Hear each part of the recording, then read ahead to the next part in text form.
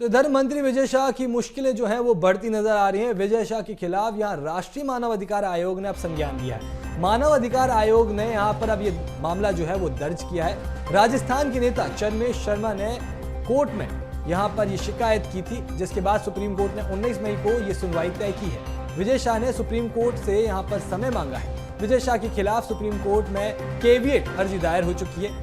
इंटरवीनर के रूप में यहां पर एडवोकेट कपिल सिब्बल ने तुरंत सुनवाई की मांग रखी है। तो अब यहां पर मंत्री विजय शाह की मुश्किलें जो हैं वो बढ़ती हुई नजर आ रही हैं, जहां राजस्थान के नेता चरमेश शर्मा ने इनके पूरे मामले पर ये शिकायत की थी, जिसके बाद अब सुप्रीम कोर्ट ने 19 तारीख को सुनवाई तय की है।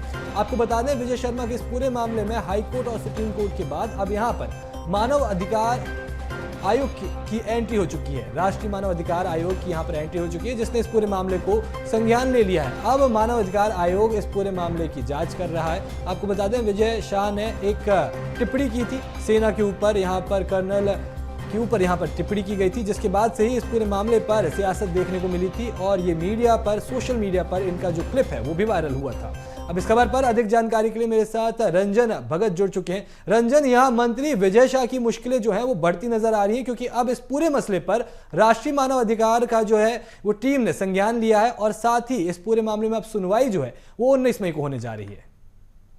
जी बिल्कुल, देखिए अब लगातार हम देख रहे हैं विजय शाह ने जिस तरीके से बयान दिया था, उसके बाद से सियासत लगातार गरमाई हुई है और यही कारण है कि अब उनकी मुश्किलें और भी बढ़ सकती हैं, क्योंकि केवल कोर्ट में नहीं ये मामला, अब ये मामला राष्ट्रीय मानव अधिकार तक पहुंच चुका है। यानी इस मामले पर अब राष्ट्रीय मानव अधिकार की टीम ने संज्ञान ले लिया है, क्योंकि विजय शाह के खिलाफ अलग अलग धाराओं में गैर जमानती FIR दर्ज कराए गए हैं, जिसमें कि बेल मिलने की बिल्कुल भी संभावना नहीं है। लेकिन अभी तक कोर्ट की तरफ से अरेस्ट वारंट हालांकि जारी नहीं किया गया है, लेकिन जब से ही उनके ऊपर FIR दर्ज किया गया है, लगातार उनकी मुश्किलें बढ़ती हुई नजर आ रही है। और इसके चलते उन्होंने सुप्रीम कोर्ट का भी दरवाजा खटखटाया था, लेकिन सुप्रीम कोर्ट ने साफ तौर पर कहा कि पहले ये हाई कोर्ट जाएं, हाई कोर्ट में जो फैसला सुनाया जाता है उसके बाद ही फैसले को चैलेंज किया जा सकता है। लेकिन अब 19 तारीख को अगली सुनवाई होनी है। अब देखने वाली बात यह होगी कि सुप्रीम कोर्ट क्या इस मसले पर फैसला सुनाता है, लेकिन सबसे बड़ी बात है कि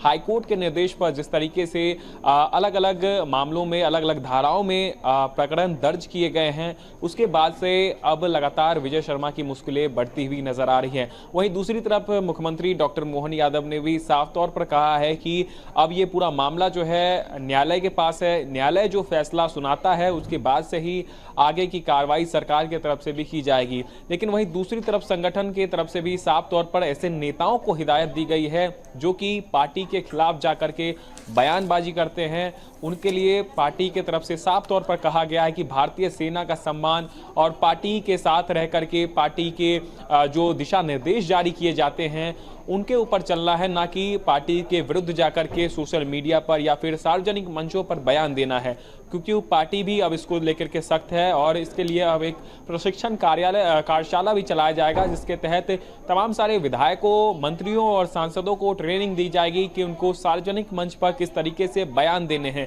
क्योंकि पिछले कुछ महीनों की बात करें तो कई सारे ऐसे बयान आए हैं जिससे भारतीय जनता पार्टी की छवि धूमिल हुई है। ऐसे में अब पार्टी ये चाहती है कि ऐसे नेताओं की एक लिस्ट तैयार की जा रही है जो कि पार्टी के विरुद्ध बयान देते हैं। लेकिन अगर हम बात करें तो विजय शाह मामले को लेकर के सियासत भी लगातार गरमाई हुई है। एक तरफ इस्तीफे की मांग चल रही है, वहीं दूसरी तरफ अगर हम बात करें तो हाई कोर्ट भी लगातार जो है अलग अलग प्रकरण जिस तरीके से दर्ज है, तो कई बड़ी कार्रवाई जो है इनके खिलाफ देखने को मिल सकती है। अब हाई कोर्ट में ये पूरा मामला है। अब देखने वाली बात यह होगी कि राष्ट्रीय मानव अधिकार की टीम जो कि भोपाल पहुंची थी, उन्होंने भी इस पूरे मामले को संज्ञान में लिया है। अब हाई कोर्ट के आदेश के बाद ही कोई कार्रवाई जो है उनके पर की जाएगी। जी रंजन, तमाम जानकारी साझा करने के लिए आपका बहुत बहुत शुक्रिया।